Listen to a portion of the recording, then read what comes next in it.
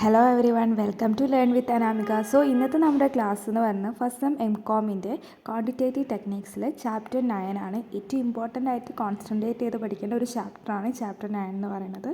നമുക്ക് ക്ലാസ്സിലേക്ക് കിടക്കാം. Chapter regression analysis. അതിൽ നമ്മൾ മെയിനായിട്ട് നോക്കേണ്ടത് dependent variable, independent variable, regression line, method of least square, ഇത്രയും ഇതിൻ്റെ തിയറീസ് 2 വെയിറ്റേജിന് ചോദിക്കാറുണ്ട്. പിന്നെ റിഗ്രഷൻ്റെ ഇക്വേഷൻ, പ്രോബ്ലം 5 വെയിറ്റേജിനും 3 വെയിറ്റേജിനും എസ്സേക്കൊക്കെ ചോദിക്കുന്ന ഒരു ഇമ്പോർട്ടൻ്റ് ആയിട്ടുള്ളതാണ്, അത് നോക്കണം. പിന്നെ difference between correlation and regression, നേരത്തെ പറഞ്ഞിരിക്കുന്ന കോറിലേഷനും റിഗ്രഷനും തമ്മിലുള്ള ഡിഫറൻസ് തിയറിക്ക് ചോദിക്കാറുണ്ട്. സ്റ്റാൻഡേർഡ് എററിൻ്റെ തിയറിയും പ്രോബ്ലം എക്സാമിന് വരാറുണ്ട്.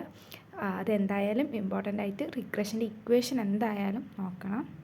അപ്പോൾ ഇത്രയും കാര്യങ്ങളാണ് ഇതിൽ ഇമ്പോർട്ടൻ്റ് ആയിട്ട് നോക്കേണ്ടതുള്ളത്. അപ്പോൾ ഇത്രയും ദിവസം നമ്മൾ ചാപ്റ്റർ വൈസ് ഡിസ്കഷൻ ആയിരുന്നു. അപ്പം ഇത്രയും പറഞ്ഞത് ഓരോ ചാപ്റ്ററിലും ഇമ്പോർട്ടൻ്റ് ആയിട്ട് വരുന്ന തിയറീസ്, പ്രോബ്ലംസ് റിപ്പീറ്റഡ് ആയിട്ടും ഇമ്പോർട്ടൻ്റ് ആയിട്ട് നമ്മൾ കോൺസെൻട്രേറ്റ് ചെയ്ത് പഠിക്കേണ്ടതുമാണ് പറഞ്ഞത്.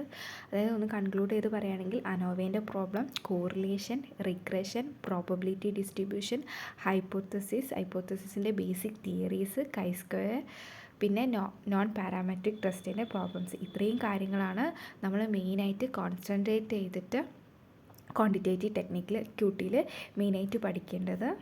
അപ്പോൾ ഇനി ആർക്കെങ്കിലും പ്രോബ്ലംസൊക്കെ റിലേറ്റ് ചെയ്തിട്ടുള്ള വീഡിയോസ് വേണമെങ്കിൽ ജസ്റ്റ് കമൻറ്റ് ചെയ്യുക, നമുക്ക് ആ വീഡിയോസും കൂടെ അപ്ലോഡ് ചെയ്യാൻ നോക്കാം.